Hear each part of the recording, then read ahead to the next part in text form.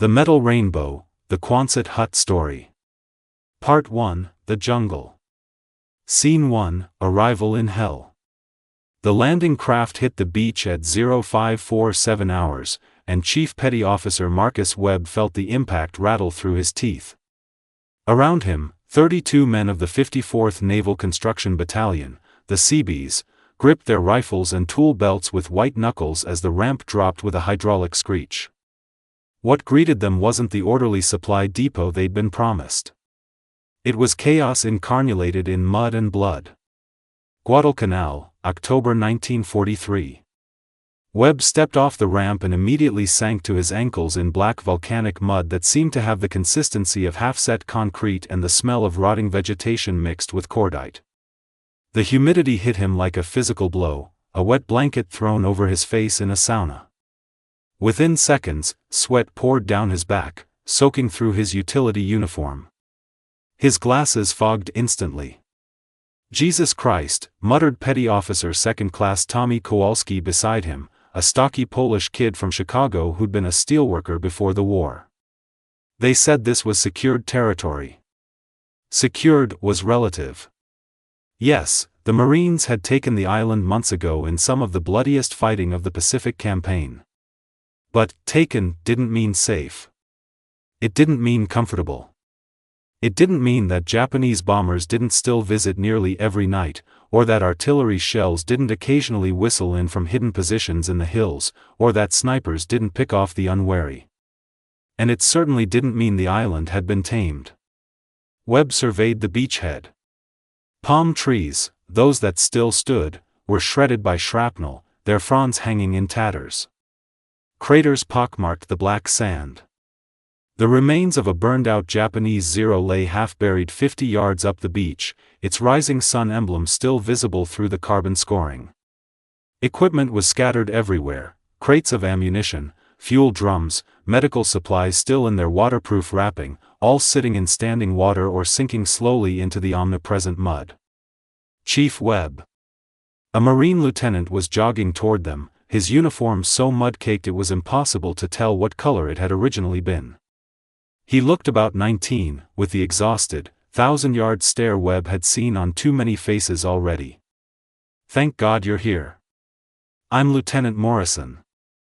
We need you on the airfield immediately, and we've got wounded coming in faster than we can process them." "Where's our engineering officer?" Webb asked. "Commander Harrison is at the field hospital. What's left of it. Last night's raid." Morrison trailed off, gesturing vaguely toward the jungle. "You need to see it yourself." Webb turned to his men, who were unloading their gear and weapons from the landing craft. "Kowalski, Chen, Rodriguez, get the men organized. Establish a perimeter. Nobody goes anywhere alone. Jackson, Thibodeau, inventory what equipment actually made it ashore. The manifest said we had bulldozers and heavy machinery." "About that, Chief." Morrison shifted uncomfortably. "The transport that was carrying your heavy equipment took a torpedo 2 days ago. Went down with all hands about 60 miles out." A cold stone settled in Webb's gut. "All of it?" "Everything except what you can carry." Webb looked at his men, then at the mountains of supplies that needed moving, the roads that needed building, the structures that needed erecting. They had hand tools. Shovels. Pickaxes. Some welding equipment if they could get it off the beach. That was it. "Fuck," he said quietly. Morrison didn't disagree. Scene 2, The Hospital That Wasn't. The jungle trail to the field hospital wound through landscape that seemed designed by a malevolent god specifically to make human existence miserable. Overhead, the canopy was so thick it blocked out most of the sunlight, creating a twilight world of shadows and sudden movements that made every man finger his rifle nervously. The air was soup, thick, hot, and buzzing with insects that seemed to have a particular fondness for exposed skin and any gap in clothing. Webb's squad moved in single file, weapons ready. Even behind the front lines. You didn't take chances. There were still Japanese holdouts in these jungles, soldiers who'd rather die than surrender, who'd wait days or weeks for the perfect moment to strike. The mud was worse here than on the beach, if that was possible. It sucked at their boots with every step, a constant exhausting battle just to move forward. Webb heard one of his men, Ramirez, a farm kid from California, muttering prayers under his breath in Spanish. "How far?" Webb asked Morrison. "Half a mile. Maybe less. Hard to tell, everything looks the same." They pushed through a curtain of vines and suddenly emerged into a clearing. What Webb saw there made him stop dead. The field hospital was a disaster. Or rather, what remained of it. Scattered across the clearing were the torn remnants of canvas tents. Some had simply collapsed under the weight of rain and mud. Others had been shredded by shrapnel from the previous night's bombing run. A few still stood, but they sagged dangerously, their guy lines stretched to breaking, pools of water collecting in the canvas. The entire area was a morass of mud churned to the consistency of pudding by hundreds of feet. But it was the wounded that broke Webb's heart. There were dozens of them. Maybe 100. Lying on stretchers in the mud. Sitting with their backs against palm trees. Standing in small groups, supporting each other. Marines mostly, with a scattering of army personnel and what looked like some local islanders who'd been pressed into service as stretcher bearers. Many were bandaged. Some were missing limbs. All of them had that same exhausted, shell-shocked expression. And it was starting to rain. "Sweet Jesus," Kowalski breathed beside him. A figure was walking toward them, a Navy commander, his uniform filthy but his bearing still military straight. Commander Miles Harrison was 43, a civil engineer from Philadelphia who'd built bridges before the war.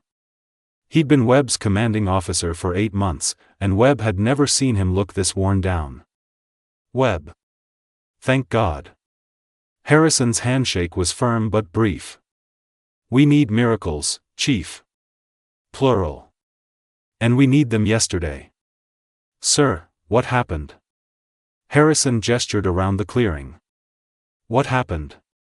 Everything that could go wrong, went wrong.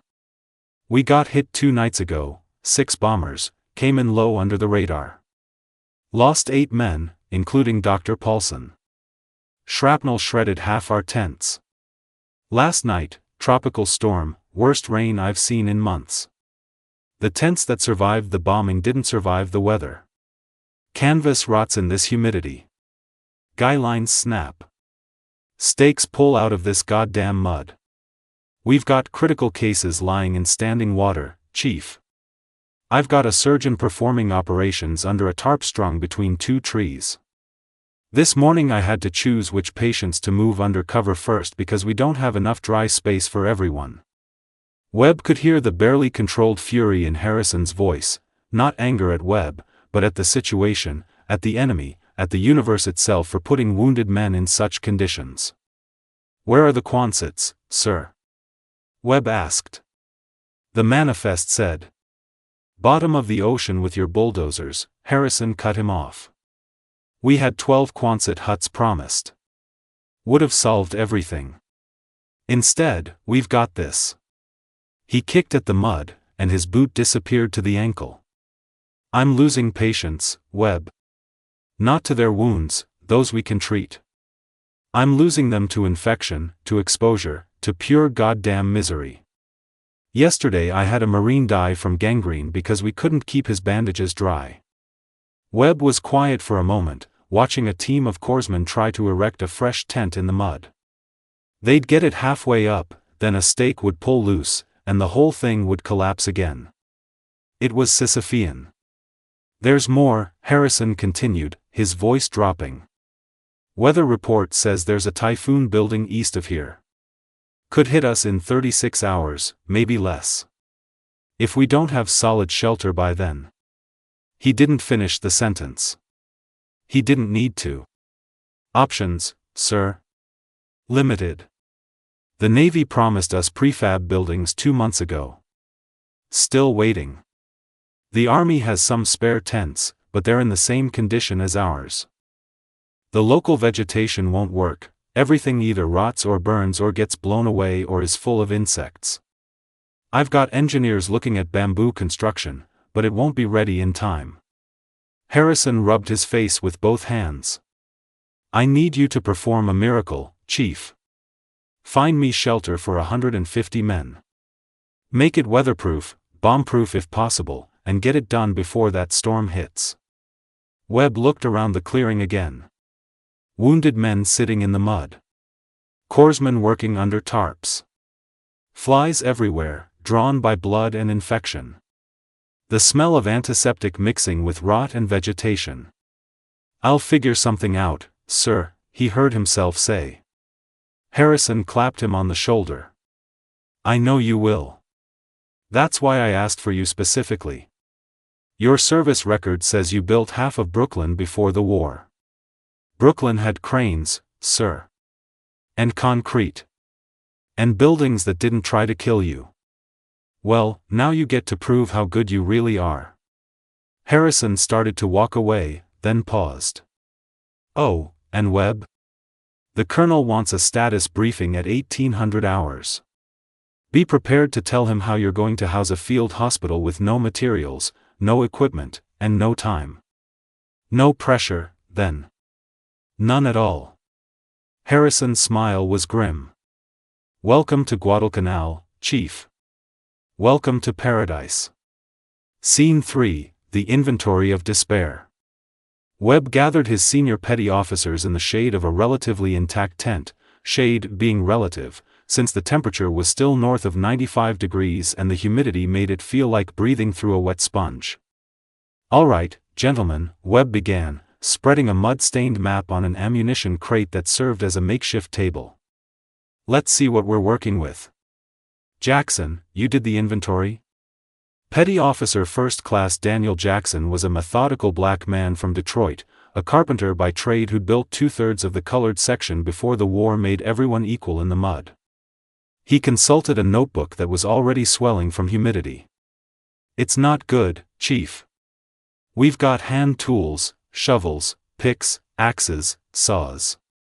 We've got some lumber, but most of it's already warping from the humidity.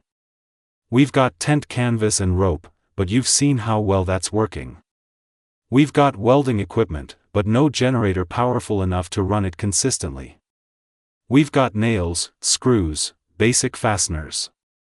We've got some corrugated metal sheets, looks like maybe enough for roofing a couple of smaller structures. How much metal? Webb asked. Maybe 300 square feet total. It's scrap mostly, salvaged from damaged equipment, cut from destroyed vehicles. Nothing standardized. Nothing that fits together. Tools. Wrenches, hammers, drills, all hand-powered. We've got 2 portable generators, but they're temperamental in this humidity. We've got some explosives if we need to clear terrain. Explosives we've got, but not building materials. Webb shook his head. What about local resources? Kowalski spoke up. We scouted the perimeter, Chief. There's bamboo, lots of it. Problem is, everything we've seen rotting in this climate within weeks. The locals build with it, but they're constantly maintaining. We don't have time for that. There's some hardwood, but it's dense as iron and hell to cut with hand saws. Would take us weeks to get enough lumber for one building, never mind a whole hospital. Chen, a compact Chinese-American from San Francisco who'd worked in his family's restaurant before the war, added, we talked to some of the islanders. They say the traditional buildings here use palm fronds and woven matting. Works great for local conditions, breathes, sheds rain, stays relatively cool. But it won't stop shrapnel, won't hold up in a typhoon, and definitely won't work as a medical facility. Too many insects, impossible to keep sterile. Webb felt the weight of the problem settling on his shoulders. He was being asked to build permanent shelter in a place where nothing was permanent, to create protection in a place designed to destroy, to house the wounded and dying with materials that barely existed. What about the airfield? He asked. Are there materials there? Rodriguez. A thin Puerto Rican from the Bronx who'd been a demolition expert in civilian life, shook his head. Airfields got the same problems we do. They're using Marston mat for the runway, perforated steel planking. That works great, but it's all dedicated to keeping planes operational. They're not going to give us any. They've got some fuel drums we could maybe use for something, but I'm not sure what. Structural support maybe? Show me what we've got on the trucks, Webb said. They walked to the supply dump, such as it was. What greeted Webb was dispiriting, a few dozen crates of various supplies, some already soaking from the rain. The lumber pile was indeed warping, the boards bending like green wood. The metal sheets Jackson had mentioned were a jumbled pile of different gauges and sizes, some flat, some bent, none of them seeming to match. Webb picked up one of the metal sheets. It was corrugated steel, about 3 feet by 8 feet, holes drilled along the edges for fasteners. The corrugations ran lengthwise, giving the sheet surprising rigidity. He bent it experimentally, it flexed but didn't crease. Where did these come from? He asked. Mixed sources, Jackson replied. Some from damaged equipment crates. Some from a destroyed fuel depot. Some the Marines salvaged from Japanese positions. Like I said, nothing standardized. Webb turned the sheet over in his hands. Corrugated steel. Lightweight but strong because of the corrugations, the ridges gave it structural integrity while keeping it relatively light. The holes along the edges suggested these were meant to be fastened together somehow. A memory tickled the back of his mind. Something he'd seen in a catalog before shipping out. Something about prefabricated structures. He'd been so focused on the heavy machinery they were supposed to receive that he'd barely paid attention to the other items on the manifest. Jackson, do we still have the original supply manifests? The complete ones? Should be in the command tent, Chief. Why? Because I think I might have just remembered something. Something that might save our asses. Scene 4, the ghost shipment. The command tent was barely more than a tarp stretched over a wooden frame, but at least it was relatively dry inside. Harrison kept his paperwork in waterproof cases, organized with the precision of a man who knew that lost paperwork could cost lives. Webb found the manifest he was looking for in the third case, the complete shipping list for their construction battalion, dated 3 months prior. He scanned down the pages, looking for, there. Item 47B, Quonset Hut, standard, 16 units, in crates. His heart sank. 16 units. All on the transport that went down. But there was a notation scribbled in the margin in a different hand, see Amendment 3C. He flipped to the amendments section, found 3C. Partial shipment of item 47B arrived secondary depot, Noumea, August 15th. 4 units. Awaiting transport. Webb felt his pulse quicken. 4 units. Not the 16 they were supposed to get, but 4 was better than none. If they were still in Noumea, and if they could get them transported here, and if they arrived before the storm. That was a lot of ifs. Commander Harrison. Webb stuck his head out of the tent. Sir, I need to see you immediately. Harrison appeared 2 minutes later, accompanied by Lieutenant Morrison. Webb spread the manifest on the field desk. Sir, according to this, we've got 4 Quonset huts sitting in a depot in Noumea. They were separated from the main shipment. Harrison scanned the document, his expression shifting from skepticism to hope to something like cautious optimism. 4 units. That's not enough for the whole hospital. No, sir, but it's a start. If we could get them here. How? Morrison interrupted. We've got no scheduled supply runs for 3 days, and by then the storm will have hit. Everything's being diverted to support the offensive on Bougainville. What about the seaplane tender? Harrison mused.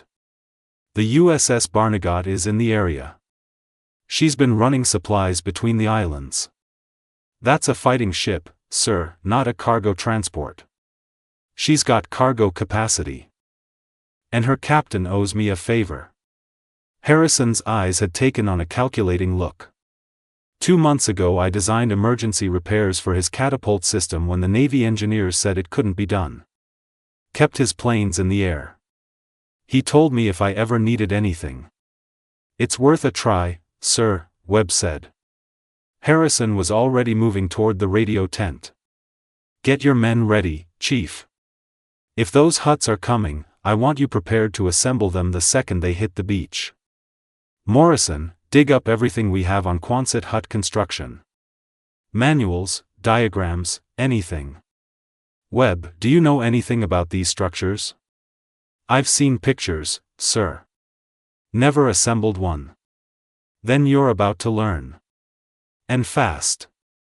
The radio conversation took 20 minutes of increasingly creative negotiation, punctuated by bursts of static and what sounded like distant explosions.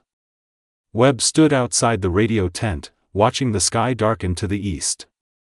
The storm was coming. He could feel it in the air, in the way the wind was picking up, in the way the jungle seemed to be holding its breath. Harrison emerged, his expression grim but determined. Captain Burke of the Barnegat will detour to pick up the huts. He can be here by 0600 tomorrow if the weather holds. That gives us approximately 30 hours before the storm's expected to hit. Think you can assemble 4 buildings you've never seen before in that time? Webb thought about the wounded men lying in the mud. He thought about the surgeon operating under a tarp. He thought about the Marine dying from gangrene because his bandages couldn't stay dry. Yes, sir, he said. We'll make it work. You'd better. Because if you don't, good men are going to die for no good reason except that we couldn't keep the rain off them. Harrison's voice was hard, but Webb could hear the desperation underneath. Get your people ready. I want assembly crews organized, tools distributed, site prepared. When those crates hit the beach, I want your men on them like white on rice.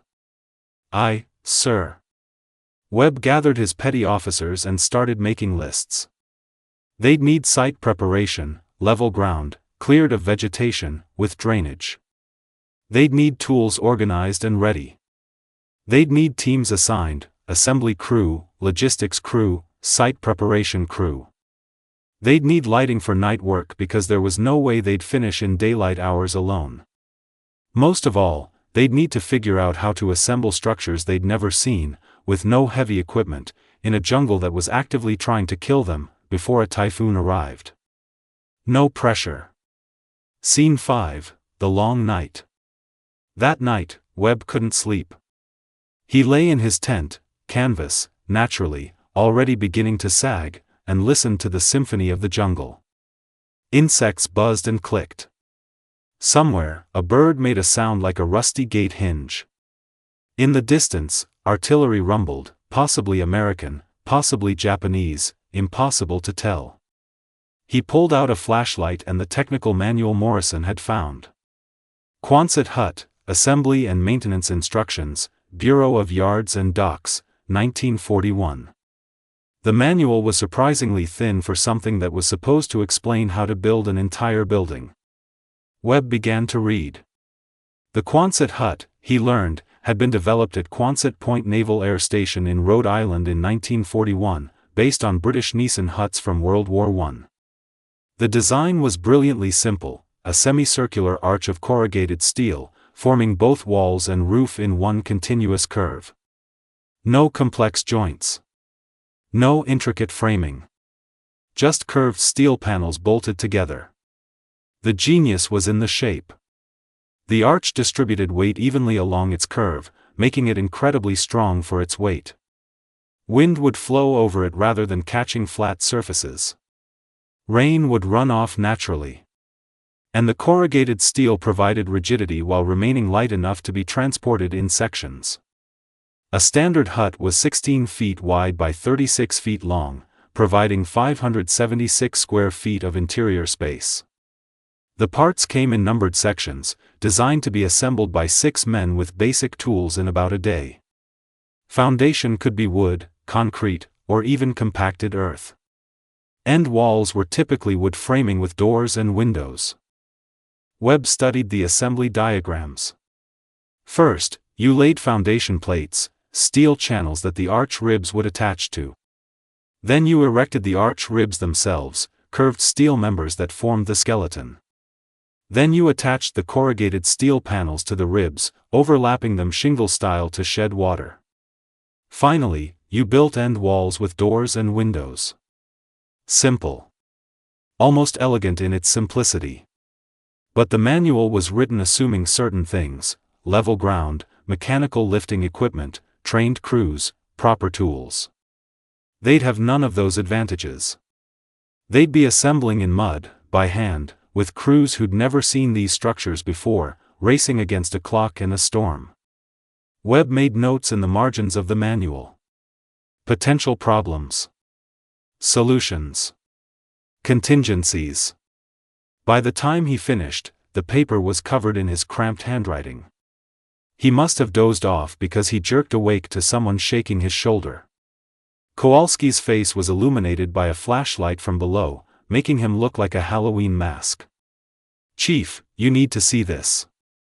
Webb pulled on his boots, still wet from earlier, would probably never be dry again, and followed Kowalski outside. The sky was clear for once, stars visible through gaps in the jungle canopy. But that wasn't what Kowalski was showing him. In the clearing where the hospital stood, someone had set up a portable generator and work lights. Under those lights, a surgical team was operating on a patient laid out on a wooden door balanced between two oil drums. The surgeon, Webb thought it might be Commander Phillips, the senior medical officer, was bent over the patient, his hands bloody, his face a mask of concentration. Around them, the mud reflected the harsh white light. Wounded men sat or lay in groups, some sleeping, some smoking cigarettes, some just staring into the darkness. Corpsmen moved between them, checking vitals, changing bandages, offering water. It looked like a scene from the Civil War. Primitive. Desperate. Wrong. "This is what you're building for," Kowalski said quietly. "These guys. We fuck this up, they're the ones who pay." Webb watched the surgeon work.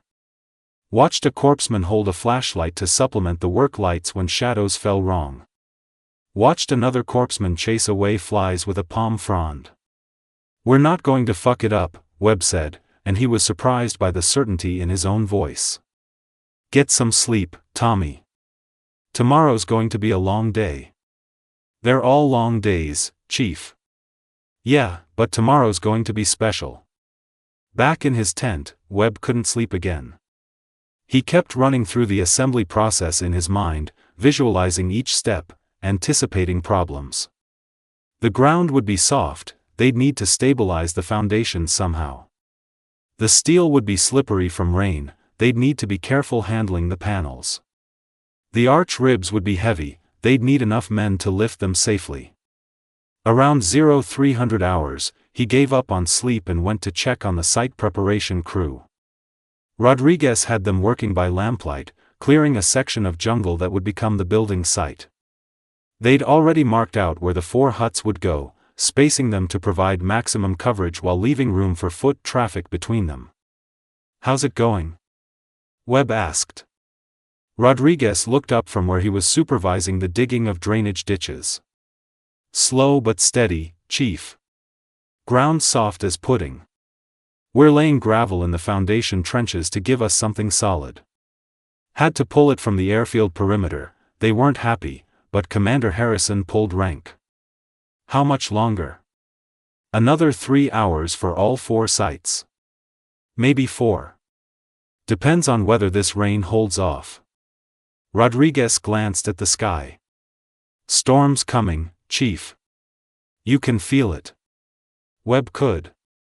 The air had that electric quality, that sense of gathering pressure. The wind was picking up, gusting through the jungle canopy with a sound like distant surf.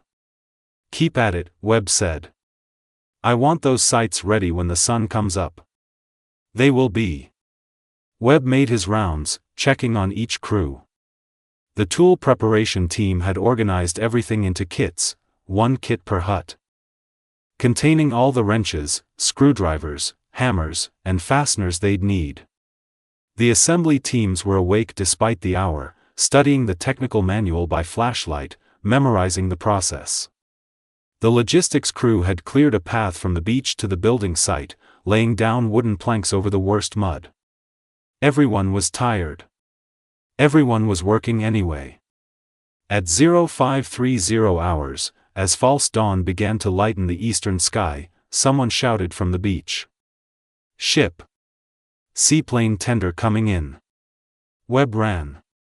Well, ran as much as one could run through jungle mud. He reached the beach just as the USS Barnegat materialized out of the morning mist, a gray shape resolving into hard edges and gun mounts. She was moving slowly, carefully, navigating the treacherous waters close to shore.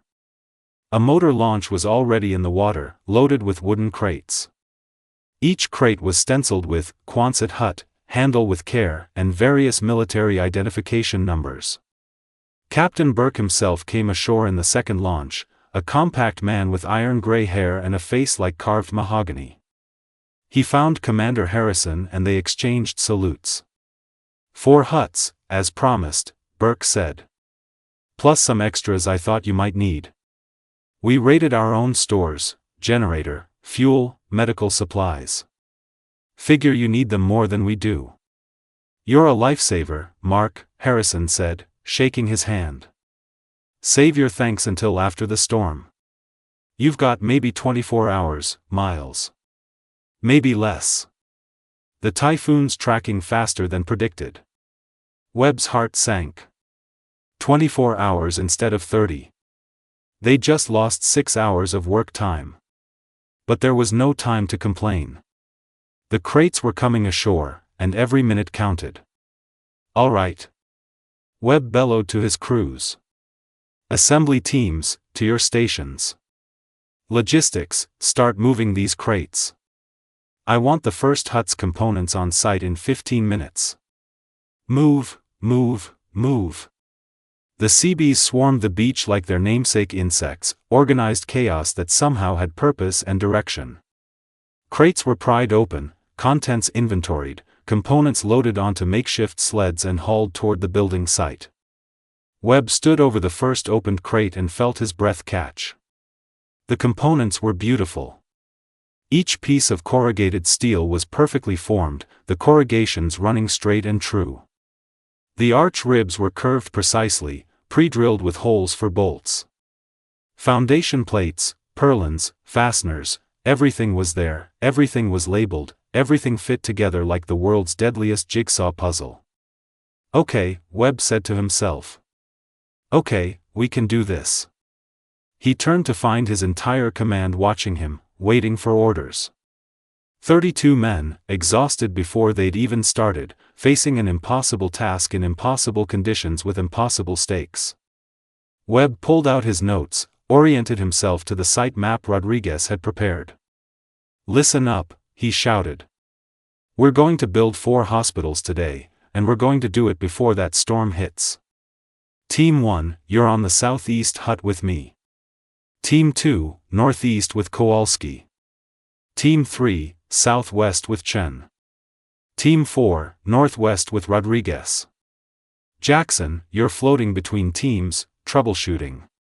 Each team has 6 hours to get the basic structure up. Then we'll do interiors, windows, doors. Questions? Yeah, someone called out. What if we can't do it? Webb looked at the man, Peterson, a kid from Iowa, couldn't have been more than 20. Then people die. So we're going to do it. Any other questions? Silence. Then let's build something. Part 2, The Assembly. Scene 6, Foundations in Mud. The first problem revealed itself immediately, the ground was worse than they'd thought. Rodriguez's crew had done an admirable job clearing and leveling, but level was relative when you were building on what was essentially a swamp with delusions of being land. Webb stood in the cleared area designated for Hut 1 and felt the ground shift under his boots. Not dramatically, just a slight give, a sense of instability, like standing on a giant waterbed. "This isn't going to hold," Kowalski said, stamping his boot. It sank 2 inches. Soon as we put weight on it. Those foundation plates are going to settle unevenly. Huddle twist like a pretzel. Webb crouched down, digging into the mud with his hands. 6 inches down, he hit something more solid, coral gravel and volcanic rock. That was the real substrate. Everything above it was just accumulated muck from months of rain. "We need to get down to the coral layer," he said. "Strip off the topsoil, well, top mud, and set the foundations directly on the rock." "Chief, that'll take hours we don't have," Rodriguez protested. "And building on unstable ground will take even longer when everything collapses." Webb stood, wiping his hands on his already filthy uniform. "We do it right the first time. Split each team, half on excavation, half on component preparation. We dig out the foundation trenches, lay the plates on solid ground, then we build. Fast but not sloppy." They got to work. Digging in mud is its own special kind of hell. It's not like digging in dirt, where you can get a shovel under something and lift it. Mud just flows back, filling in the hole as fast as you can dig it.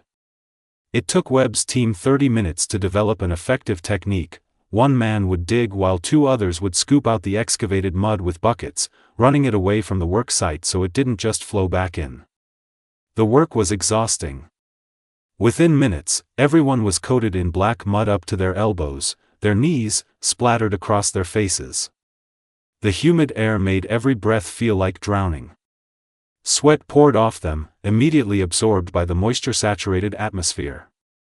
"This is worse than boot camp," gasped Miller, a farm boy from Nebraska who'd thought he knew hard work until the Navy showed him otherwise. "Boot camp didn't have Japanese bombers," Webb reminded him. "Keep digging." By 0700 hours, they'd excavated 4 foundation trenches, each 16 feet long, down to the coral layer. The trenches looked like mud-filled swimming pools, but at the bottom, barely visible through the water, was solid rock. "Drainage," Chen called from Hut 3's site. "Chief, we need drainage or these trenches are just going to fill up." He was right. Water was already pooling in the excavations. Webb grabbed Rodriguez. "Take 2 men, dig lateral drainage ditches to that natural gully we saw. Get the water flowing away from the foundations." While Rodriguez's team cut drainage ditches, the rest began preparing the foundation plates. These were steel channels, about 8 inches high, that would anchor the entire structure. The plates had pre-drilled holes for anchor bolts, but those bolts needed something solid to grip. "We've got no concrete," Jackson observed, studying the technical manual. "Says here foundations should be concrete pads with anchor bolts set in." "We improvise," Webb said. He'd been thinking about this problem all night. "The coral layer is solid enough. We drill directly into it, use expansion bolts. The weight of the structure will hold it down, and the arch shape will distribute the load. If the expansion bolts hold, they'll hold. They have to." They laid the first foundation plate in Hut 1's southeast trench at 0745 hours. Webb and 3 men lowered it carefully, setting it onto the coral bed. It settled with a satisfying solidity, the first solid thing they'd built since landing on this godforsaken island. "Level it," Webb ordered. 2 men worked with a carpenter's level, adjusting small stones under the plate until it was perfectly horizontal. Then came the hard part, drilling into coral rock to set the anchor bolts. They had 1 gasoline-powered drill. 1. And it was temperamental in the humidity. Jackson coaxed it to life, and the sound of the drill bit chewing into rock was one of the most beautiful sounds Webb had ever heard. Each anchor point took 5 minutes to drill. 8 anchor points per foundation plate. 2 foundation plates per hut. Do the math, that was 80 minutes per hut just for drilling anchor holes. And they had 4 huts to build in less than 24 hours. "We need to go faster," Webb muttered. "Can't make the drill go faster, Chief," Jackson said, sweat pouring down his face as he fought to keep the drill bit straight. No, but we can work in parallel. Webb raised his voice. Team leaders. Whoever gets their foundation plate set first, send 2 men to help the next team. We leapfrog, one team always ahead, pulling the others forward. It worked. By 0900 hours, all 4 huts had their foundation plates set and anchored. The steel channels sat on solid coral, level and true, ready to receive the weight of the structures. Webb allowed himself exactly 30 seconds of satisfaction before moving to the next phase. Arch ribs, he called. Let's see if we can actually build these things.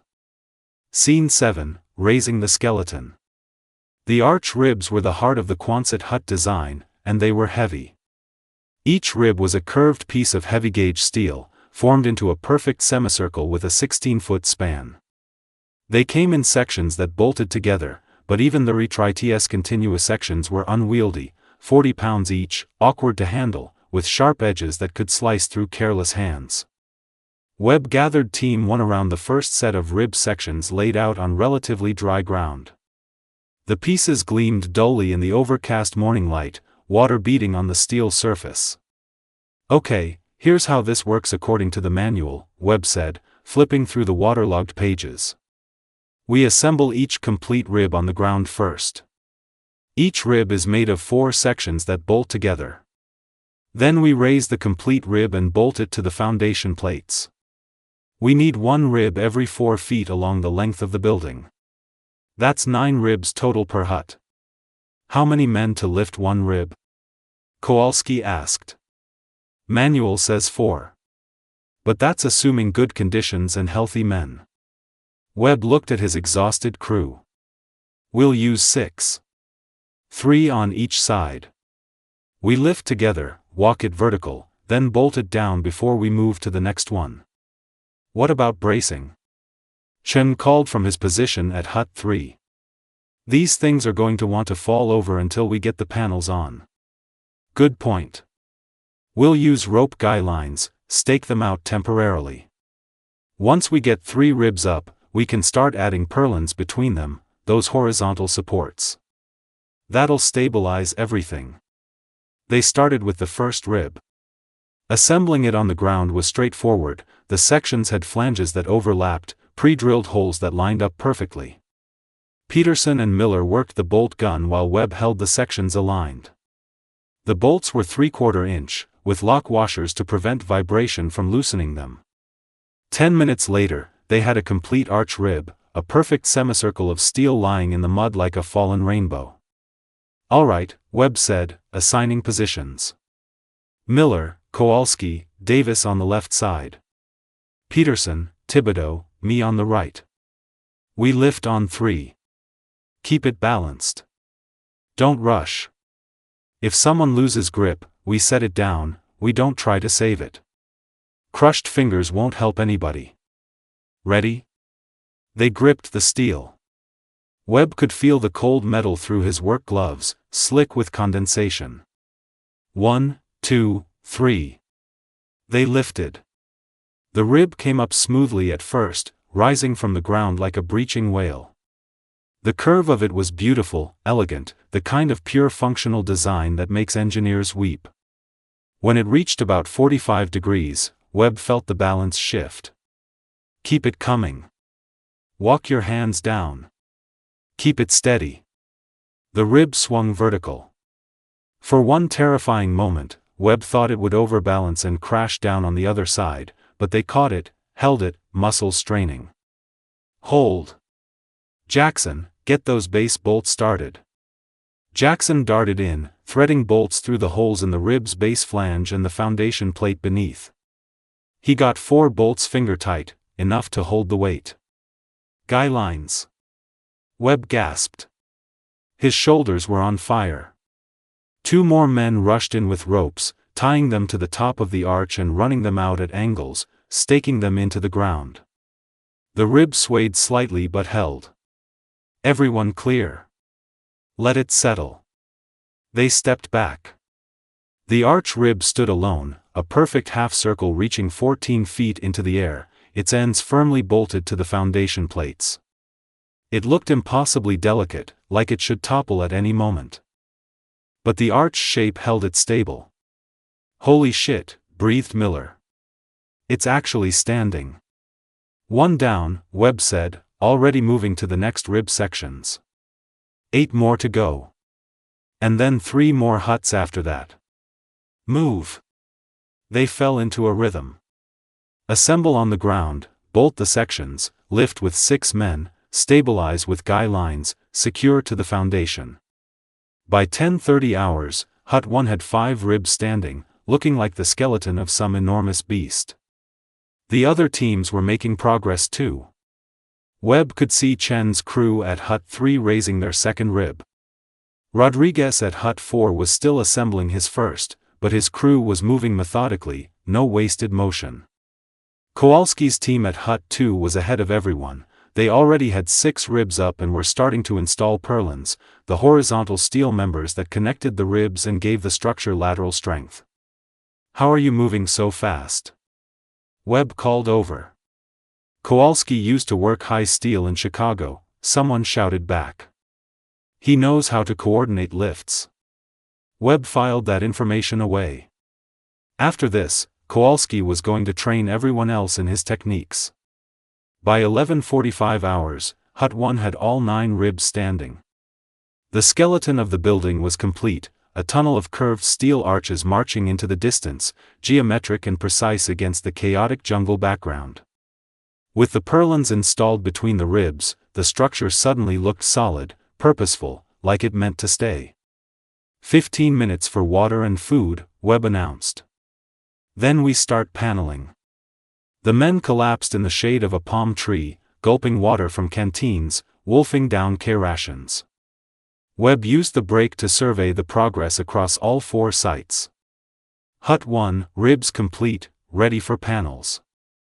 Hut 2, ribs complete, purlins half done. Hut 3, 7 ribs up, 2 to go. Hut 4, 4 ribs up, 5 to go. They were behind schedule. It was nearly noon, and they weren't even half done with the basic structures. The storm was coming. Weather reports said it would hit by dawn tomorrow at the latest, possibly sooner. They had maybe 16 hours left. And they still had to install panels, build end walls, add doors and windows, make the interiors weatherproof and functional as medical spaces. "Chief." Webb turned to find Commander Harrison approaching, picking his way carefully through the mud. The commander's face was haggard, but his eyes were bright as he surveyed the work. "Commander. This is remarkable," Harrison said, staring at the standing ribs. "I've seen the pictures in the manuals, but seeing them in person." He reached out and touched one of the arch ribs, running his hand along the smooth steel curve. "It's elegant. It's functional, sir. That's what matters." "No, it's more than that. Look at this curve, it's perfect. Every structural load distributed evenly along the arch. No weak points, no stress concentrations. Whoever designed this understood both engineering and beauty." Harrison pulled his hand back, suddenly self-conscious. "How long until they're enclosed? If everything goes right? Panels should be done by 1800 hours. End walls by midnight. Interiors and equipment installation through the night. We should be operational by 0600 hours tomorrow. And if everything doesn't go right?"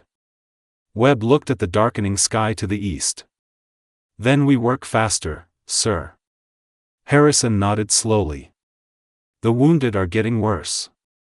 The humidity, the exposure, we're losing the battle with infection. Dr. Phillips says if we don't get them into clean, dry conditions soon, we'll start losing patients who should survive.